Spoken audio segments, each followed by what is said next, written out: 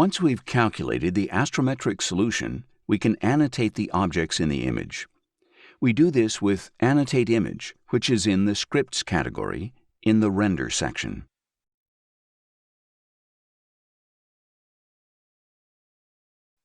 AnnotateImage annotates objects from catalogs stored locally or online. We therefore recommend being connected to the Internet when you execute it. First, we're going to apply AnnotateImage with the default settings. AnnotateImage draws the coordinate grid and annotates the objects we've told it to. For example, here we have NGC 281 and IC 1590. It also annotates the bright stars and draws the constellation lines.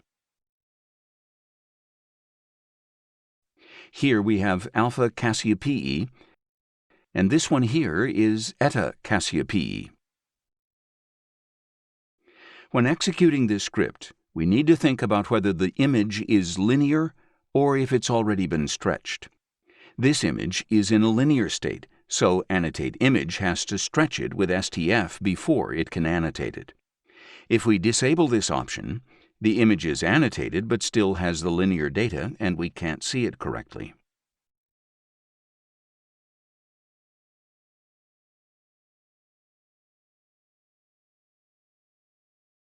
AnnotateImage also lets us preview the annotations. This means we can change what we want to annotate without having to execute the tool and then open it again. We can preview the annotations by clicking on the Preview button here. For example, in this image, it's not worth annotating the constellation lines because we've only got 2 stars in the constellation. So we're going to remove this option, enable the stretch, and preview. Now we don't have the constellation lines. We can zoom in on this preview using the mouse scroll wheel and move around the image by left-clicking on it. If, for example, we want the circles around the objects to be more visible, we can increase the width of the line. To do this, we select the catalog and increase the width.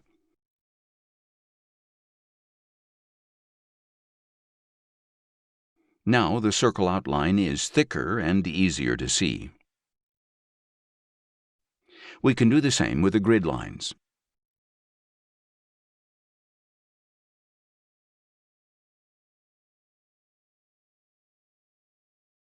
For each catalog, we can also change the font size, and the transparency of the markers and labels. Now the numbers are larger, making them easier to read when we're zoomed out.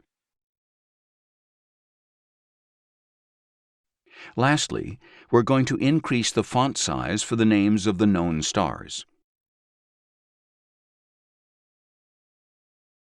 And here we have Alpha Cassiopeiae and Eta Cassiopeiae. There are other catalog options, and we may find a few surprises in some images. For example, in this photograph, which is a field of the Milky Way, we can annotate the planetary nebulas.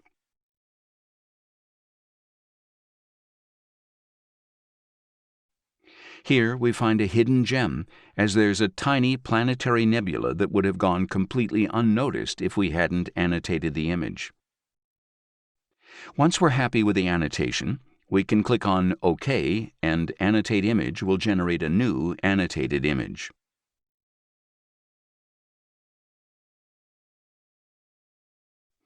If we zoom in on the planetary nebula, we can look for it in the original image without the annotation getting in the way.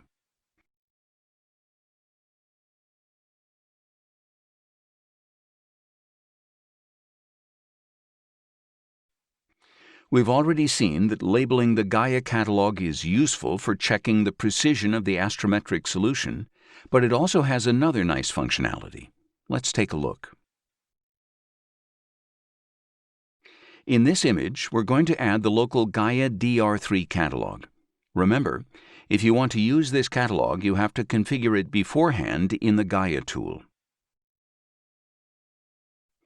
We want to mark all the stars, but we don't want the labels. This image was taken in around 2010, and as it's not linear, we can uncheck this box.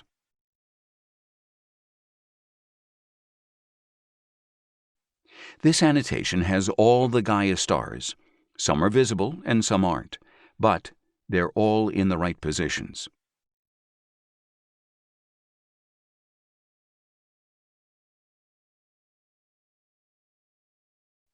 Now we're going to execute Annotate Image again with the same settings, but we're going to tell it that the image was taken in around 1800, more than 200 years ago.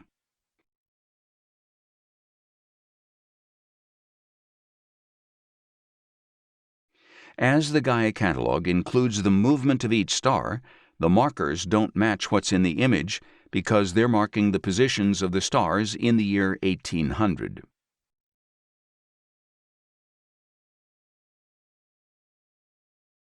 Now, we have two versions of the image, one with the stars and their positions in 2010, and another with the positions in 1800.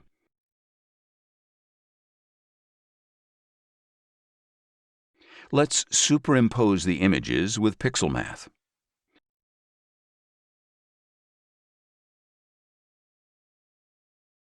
This little animation shows us how the stars have moved over the course of 200 years.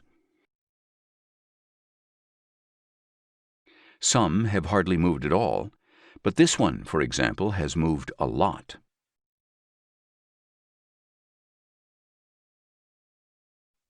These two seem to be a gravitationally bound system because they've moved the same distance in the same direction. The components of this double star are also probably gravitationally bound.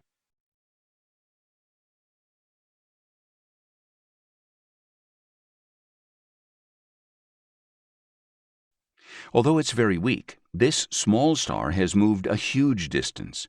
This means it's very small and very close.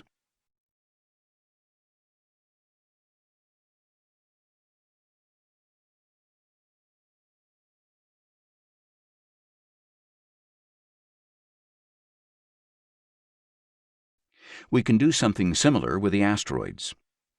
This wide field image includes Jupiter and the Pleiades.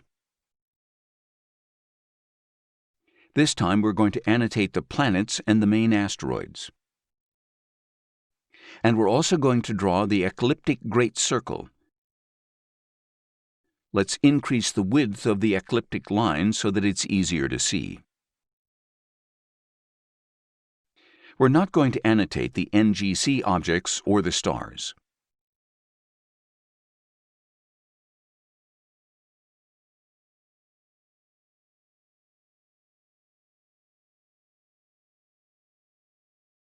Here we have the ecliptic, Jupiter very close to the ecliptic with its magnitude, and here is Uranus.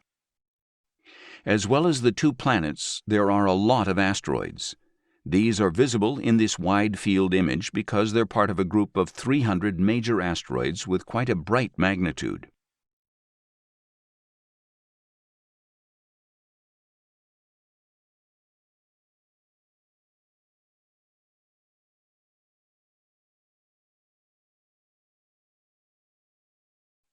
Now we're going to change the observation time to 5 hours previously.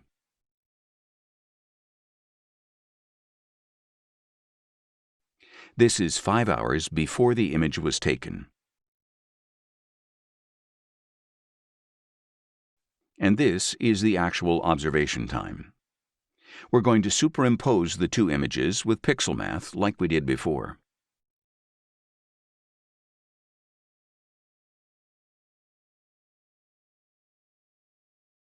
Now we can see how far each asteroid has traveled in 5 hours. Each one has moved at a different speed and in a different direction. This shows that it's essential to configure the correct observation date and time, and even the geographical coordinates. We can also see that Jupiter has moved slightly over those 5 hours. And Uranus too. AnnotateImage is more than just an annotation tool. It also helps us to discover hidden treasures in our images and visualize the physics of celestial bodies.